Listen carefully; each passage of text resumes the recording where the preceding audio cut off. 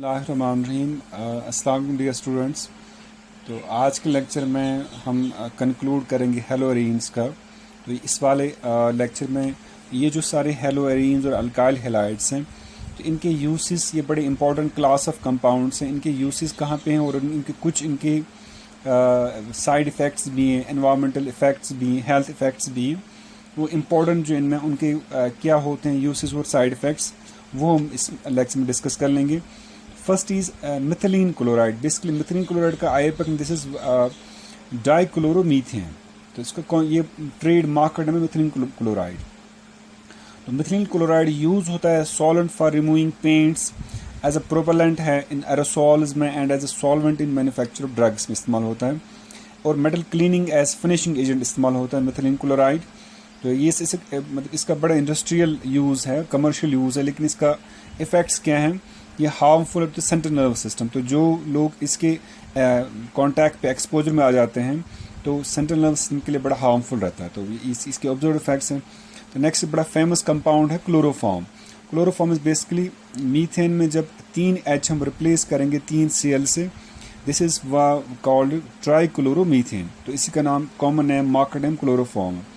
तो chloroform is employed as a solvent for fats, alkaloids, iodine, ETC। तो chloroform is अच्छा organic solvent माना जाता है। तो काफ़ी चीज़ों के को अपने आप में आराम से सॉल्युबल बना लेता है। इसके अलावा it's used for the production of freon refrigerator. तो ये जो बेसिकली रेफ्रिजरेंट्स होते हैं, जो एज कूलेंट्स रेफ्रिजरेटर्स में होते हैं, रेफ्रिजरेशन में होते हैं, जैसे ACs होते हैं, रेफ्रिजरेटर्स होते हैं, या हमारे पास कोल्ड स्टोरेज होते हैं, या बिगर हमारे पास ये चीज़ें होती हैं जहाँ पे कूलिंग करनी होती, वहाँ पे एज रेफ्रिजरेंट इस्तेमाल होता है। और it's also used as an anaesthetic in surgery. पहले सर्जरी में एज एनेस्थेटिक ही यही क्लोरोफॉर्म इस्तेमाल किया हुआ करता था, लेकिन अब चूँकि अब इसमें इससे कुछ ज़्यादा साइड इफ़ेक्ट्स भी थे, now it has been replaced with less toxic and safer anaesthetics. लेकिन पहले जब सर्जरी होती थी तो वहाँ क्लोरोफॉर्म है ही एज, क्योंकि ये फ़ौरन इंसान को बेहोश कर देता है। तो फिर आप पेशेंट्स को इसकी स्मेल देके ना उनकी सर्जरी हुआ करती थी। लेकिन इसके फिर धीरे धीरे साइड इफ़ेक्ट्स आते गए। तो फिर जब सेफ़र ऑल्टरनेटिव्स मिल गए एनेस्थेटिक्स को मेडिकल सर्जरी में, फिर क्लोरोफॉर्म को डिस्कार्ड किया गया है एज एनेस्थेटिक। लेकिन आप आज भी देखो हॉस्पिटल्स में लोकली होता है, फॉर एग्जांपल किसी को इंजेक्शन करना है तो उसको प्रिक हो जाता है, तो एक क्लोरोफॉर्म का हल्का सा टिंच मार के इंजेक्शन कर देते हैं। तो अभी भी still be use as a local anaesthetic. Means ये लोकल एनेस्थेटिक मीन्स जो जिसको बॉडी के अंदर इंसर्ट के जो बाहर सुपरफिशियली स्किन के साथ लगा दिया जाए, that's called as a local anaesthetic. Effects क्या हैं इसके? तो क्लोरोफॉर्म जो है, क्रोनिक क्लोरोफॉर्म एक्सपोजर में डैमेज लिवर एंड किडनीज को डैमेज कर सकता, तभी मेडिकल सर्जरी में इसे रिप्लेस कर दिया गया, बंद कर दिया गया, क्योंकि वहाँ तो इनहेल करना पड़ता है एनेस्थेटिक, या इंजेक्ट करना पड़ता है, तो इसलिए वहाँ सेफर ऑल्टरनेटिव यूज़ होते हैं। Inhaling chloroform can cause headache, अगर गलती से इनहेल कर दिया, जैसे ये जो डाकू लोग होते हैं, चोर लोग, किसी को गलती से वो अपनी हैंकी में क्लोरोफॉर्म लगा के किसके मुंह पे लगा देते हैं, तो अचानक फ़ौरन इंसान बेहोश होता है, वो उसको लूट ले लेते हैं, तो वहाँ उसको मिसयूज़ हो जाता है। तो इसकी फ़ौरन इसकी क्विक इनहेलिंग से बंदे का हेडेक, तो फैटिक प्लस वो रेस्टलेस, और उसके अलावा इंसान बेहोश हो जाता है। Next is carbon tetrachloride. तो कार्बन टेट्राक्लोराइड इज बेसिकली टेट्राक्लोरोमीथेन। अब चूंकि टेट्राक्लोरोमीथेन इसका trade name carbon CCl4 carbon tetrachloride, ये एज अ बेस्ट सॉल्वेंट माना जाता है ऑर्गेनिक केमिस्ट्री में। Is use industrial solvent in the manufacture of pharmaceuticals, means वो ऑर्गेनिक कंपाउंड्स जो एज मेडिसिन इस्तेमाल होते हैं। इसके अलावा इंडस्ट्रियल लेवल पे जो भी different class of organic compounds बनाए जाते हैं, मार्केट में जो प्रोडक्ट सप्लाई होते हैं, तो वहाँ कार्बन टेट्राक्लोराइड इसकी बहुत ब्यूटी है कि एक यूनिवर्सल तो नहीं कर, लेकिन ऑर्गेनिक केमिस्ट्री में यूनिवर्सल सॉल्वेंट है कि ये बहुत सारे थाउजेंड्स ऑफ ऑर्गेनिक कंपाउंड्स को अपने आप में सॉल्युबल कर पाता है। तो दैट्स वी से it's widely used this solvent in organic chemistry. It's used in dry cleaning में इस्तेमाल किया जाता है, फायर एक्सटिंग्विशर्स में इस्तेमाल किया जाता है under the trade name pyrene. तो ये अच्छा फायर एक्सटिंग्विशर भी है, और ड्राई क्लीनिंग में इस्तेमाल किया जाता है। तो it's also used in production of freon में भी इस्तेमाल किया जाता है। अभी आपको ड्राई क्लीनिंग क्या चीज़ होती है, मुझे इस पर याद आ गया। ड्राई क्लीनिंग एक तो ये कि हम कपड़े धोते हैं पानी और साबुन से, वो ड्राई क्लीनिंग नहीं होगी, क्योंकि वो वेट क्लीनिंग होगी, हम पानी। ड्राई क्लीनिंग मीन्स जो प्रोफेशनल ड्राई क्लीनर्स होते हैं वो हमारे कपड़ों को धोते हैं पानी लगाए बिना, that's known as dry cleaning. तो वो एक कभी क्लास में इंशाल्लाह मौका मैं बताऊंगा वो उसमें उसके पीछे कौन सी केमिस्ट्री होती है। मीन्स चीज़ों को धोना बिना पानी इस्तेमाल के, दैट्स कॉल्ड ड्राई क्लीनिंग। वहाँ पे ये कंपाउंड्स इस्तेमाल होते हैं। इसके इफेक्ट्स हैं, exposure to carbon tetrachloride can cause dizziness, nausea and vomiting होती है क्योंकि ये सेंट्रल नर्वस सिस्टम को अटैक कर लेते हैं। It also causes permanent damage to nervous cells, और अगर खुदा न खास्ता एक्सपोजर का हो गया, एक्सीडेंटली बॉडी के अंदर चला गया, तो ये परमानेंट डैमेज करता है नर्वस सेल्स को। इरेगुलर हार्ट बीट होती है एंड लिवर कैंसर भी इससे डेवलप होता है। So one has to be cautious while dealing with carbon tetrachloride. Next is iodoform. अब ये बेसिकली ट्राई आयोडोमीथेन है, इसको common market name iodoform, chloroform के पहचान पे। तो iodoform is used as a antiseptic means and this property is due to the liberation of iodine when it comes in contact।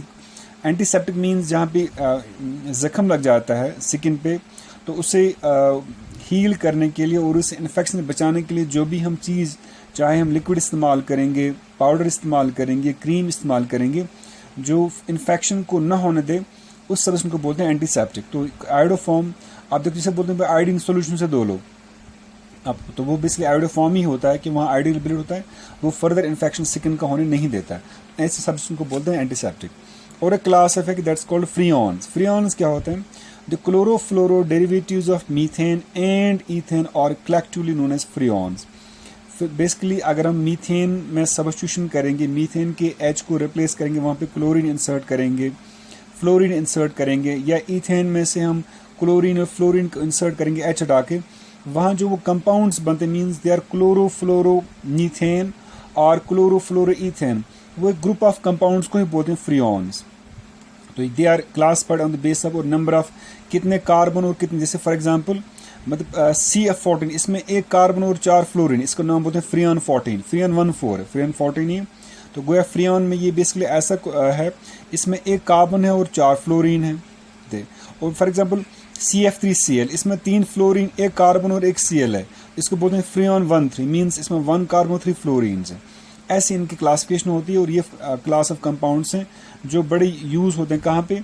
Freons are widely used in refrigerant means cooling में, as cooling agents होते हैं in refrigerators and in air conditioners, and they are also used in aerosols and foams, उनमें freons का इस्तेमाल होता है। लेकिन इनका इफेक्ट ये है कि freons cause depletion of ozone layer. तभी पहले तो ये माना जाता है भाई ये आइडियल है, क्योंकि जो इनसे पहले होते थे इस्तेमाल रेफ्रिजरेंट्स, उनके साइड इफेक्ट ज़्यादा थे। लेकिन फिर बता के भाई फ्रियॉन जो सबसे सेफर है, लेकिन 8-10 साल यूज़ करने के बाद पता चला कि ये जब हवा में चले जाते हैं, जब रेफ्रिजरेटर ख़राब हो गया, पुराना हो गया, जो लीक हो जाता है ये गैस रेफ्रिजरेंट, ये ऊपर चला जाता है हायर एटमॉस्फेरिक लेयर्स में, और वहाँ फिर ये ओजोन लेयर डिप्लीशन, इसलिए इनको भी आप कह रहे हैं कि रिप्लेसिंग कर दिया गया है या कर दिया जा रहा है with other safer non toxic non ecotoxic compounds के साथ में।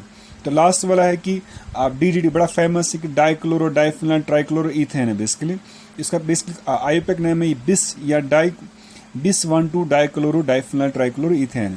DDT जो बेसिकली ये कंपाउंड है जिसे आप वीडिसाइड बोलते हैं, वीडिसाइड तो नहीं, बेसिकली ये it's widely used to protect sugar cane fodder crops and others from insects. तो ये इंसेक्टिसाइड है। बहुत सालों, बहुत डेकेड चला कि DDT जो इनके लिए, जो ज़िम्मेदारों के लिए एक बेस्ट कंपाउंड, मतलब कमर्शियल क्रॉप्स के लिए जिनको इंसेक्ट्स डैमेज करते थे, तो उन क्रॉप्स को इंसेक्ट से बचाने के लिए बड़ा वाइडली यूज़ होता था। और it's also use to kill mosquitoes and thus helps in controlling the spread of malaria. तो उसमें भी इस्तेमाल हुआ। लेकिन बाद में पता चला कि DDT जो है अगरचे ये क्रॉप्स को, इंसेक्ट्स को किल करता है क्रॉप्स को बचाने के लिए, और मॉस्किटोज़ को किल करता है फर्दर मलेरिया, क्योंकि मलेरिया जो को मॉस्किटो बॉर्न ही होता है, तो उनसे बचाने के लिए। लेकिन फिर बाद में ये पता चला कि DDT जो बहुत हैवक प्ले करता है, ये बहुत एनवायरमेंटल, इसका बड़ा डिजास्टर्स इफेक्ट होता है, क्योंकि DDT जो है it's a non biodegradable, means ये डैमेज नहीं होता, it stage in the crops, it stage in the soil, it stage in the water. ये सॉइल पोल्यूशन कर लेता है, वाटर पोल्यूशन कर लेता है, और इसका फिर ट्रांसपेरेंट स्पेक्ट ये है कि जब ये सॉइल में प्रेजेंट है तो ये आराम से through vegetables, through crops human body में भी पहुंच जाता है, और वो बहुत ह्यूमंस को डैमेज कर सकता है। इसलिए अब इसको बैन कर दिया गया। DDTs are now not used as insecticide, it's now not used to kill mosquitoes, क्योंकि इसके बड़े इन्वायरमेंट डिजास्टर प्रूव हो गए हैं। Now it has been banned to use as an insecticide. तो I think I will stop here, इंशाल्लाह बाकी next lecture में पढ़ेंगे. टिल देन अल्लाह हाफिज़.